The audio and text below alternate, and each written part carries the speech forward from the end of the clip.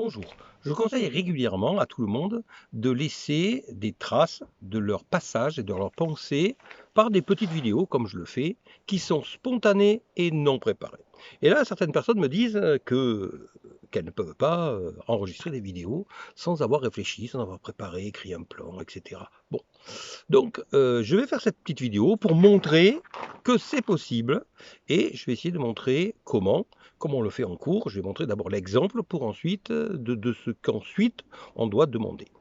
Allez, donc j'ai quelqu'un qui est en face de moi qui va me proposer un sujet de réflexion euh, que je ne connais pas, à l'avance et qui n'est donc pas préparé.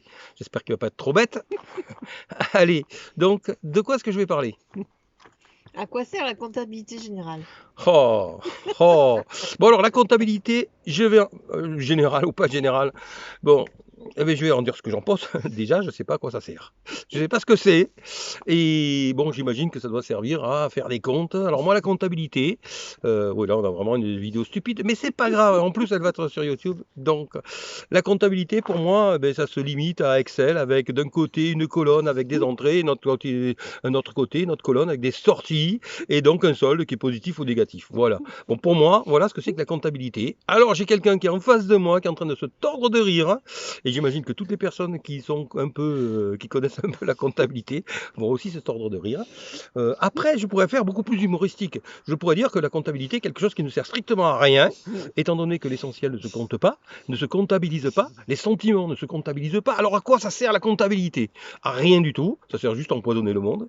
Et donc, personnellement, j'ai pas du tout envie d'approfondir le sujet. Voilà comment on répond. Bon, J'ai trouvé un sujet. allez, un autre sujet. Allez, non mais alors, donc, je reviens à ce que je disais au début. On peut parler de tout et n'importe quoi. Alors on va me dire que c'est pas intéressant, mais comment sait-on que ce n'est pas intéressant? Il faut le faire. Pour faire un petit historique, j'ai enseigné la rhétorique, donc et la dialectique, donc à des étudiants qui étaient en faculté de droit et qui devaient déterminer s'ils étaient capables s'ils étaient plutôt aptes à être avocats ou euh, ou euh, ou pas, ou greffier, dirons-nous.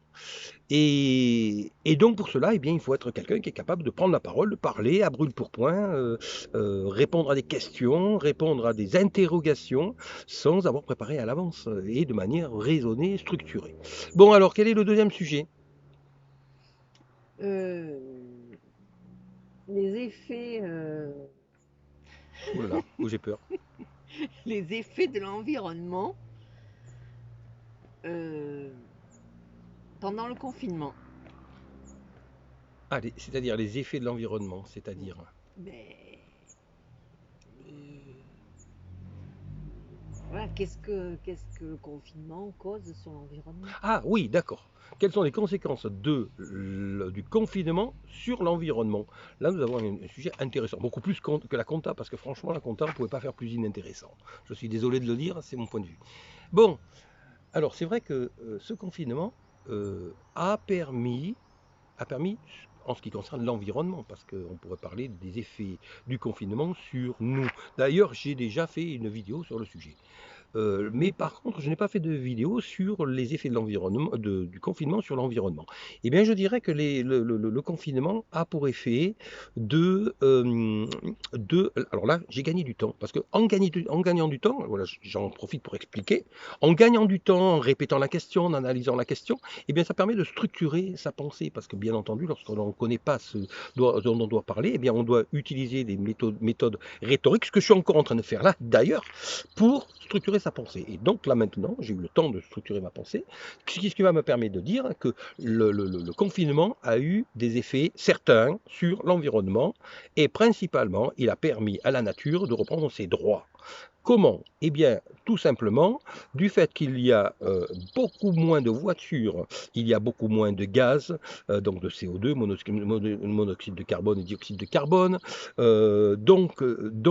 La pollution régresse, les industries étant pour beaucoup à l'arrêt, polluent beaucoup moins. Et donc, nous avons vu que, par exemple, à Venise, fait unique pour les habitants de Venise, c'est la première fois qu'ils voient des bancs de poissons dans les canaux de Venise, par exemple. Et c'est un exemple De la même manière qu'il y a eu des émissions qui ont montré que le ciel est devenu beaucoup plus clair, évidemment, du fait de la pollution qui diminue et qui décroît énormément depuis que la civilisation humaine s'arrête de détruire notre environnement. Donc principalement, on peut dire que le confinement a un effet très positif sur la nature. Les oiseaux chantent à nouveau, même dans les villes et même, et à plus forte raison, dans les petits villages. La nature revit là où nous disparaissons. Ce qui veut dire que, en l'absence de l'humain, la nature reprend tout simplement ses droits. Et ce n'est qu'une première expérience en ce sens. Et c'est là où les écologistes sont contents, parce que cela leur permet de montrer qu'ils ont raison dans leur combat, que si nous faisions plus d'efforts, et là, cette fois-ci, nous faisons des efforts qui sont contraints et forcés, eh bien la nature se retrouverait régénérée, et très rapidement, nous aurions à nouveau un air qui serait à nouveau respirable, et même dans les grandes villes, comme à Paris par exemple, comme l'ont montré des informations. Voilà, j'ai répondu à la question. Hein? Bah oui. Oui, bon. Je n'ai pas répondu à une question, c'est donc un exemple. Voilà, c'est donc un exemple. Alors, quand on peut demander à quelqu'un de parler sur n'importe quoi, par exemple, ce banc-là sur lequel je suis assis, eh bien, on va définir ce que c'est. Ce banc est donc un objet qui est constitué de bois. Alors, tous les élèves ou anciens élèves qui m'entendent ben, connaissent ça. Hein. Il est constitué de bois et d'une armature et qui a pour utilité de s'asseoir. Et ensuite, on peut broder sur tout un tas de choses, mais c'est relativement technique, mais cela permet de parler de tout et, entre guillemets, n'importe quoi, sachant qu'il faut savoir comment on définit que quelque chose est ou n'est pas n'importe quoi. Mais cela permet d'être capable de parler de tout et, entre guillemets, n'importe quoi, comme le faisaient les sophistes du 3e et 4e siècle avant notre ère. Voilà, bon, c'était un petit exemple. Tout ça pour dire aux personnes qui vont m'écouter que l'on peut parler de tout et de n'importe quoi, que cela n'a pas d'importance, que cela plaise ou ne plaise pas. Ce qui compte, c'est de le faire, car quand on le fait, eh bien au moins ça a le mérite d'exister. Là, ce que j'ai fait, c'est pas forcément spécialement intéressant, mais on s'en fiche. Qu'est-ce que ça peut faire? De temps en temps, de toute façon, je serai plus là, mais cette vidéo sera peut-être encore là. Alors que si je ne la fais pas, eh bien elle ne sera pas là. Et donc, je n'aurais pas existé au moment présent. Donc voilà, je dis ça pour tout le monde. Faites vos petites vidéos stupides, ça n'a aucune importance que ce soit stupide ou pas. Ça nous paraît stupide, mais comment savons-nous que Socrate ou Platon ou Aristote ne trouvaient pas leur pensée stupide à leur époque? Peut-être l'ont-ils trouvée stupide, et puis nous la trouvons intelligente. Donc comment savons-nous que ce que nous disons maintenant, ou ce que nous pensons maintenant, ne sera pas considéré comme quelque chose de très intelligent dans 100, ou 200, ou 300, ou 500 ans, ou 1000 ans? De toute façon, nous ne serons plus là pour le savoir. Donc peu importe, ça aura le mérite d'exister. Donc je vous engage tous à faire le maximum de petites vidéos sur ce que vous pensez. Voilà. Merci.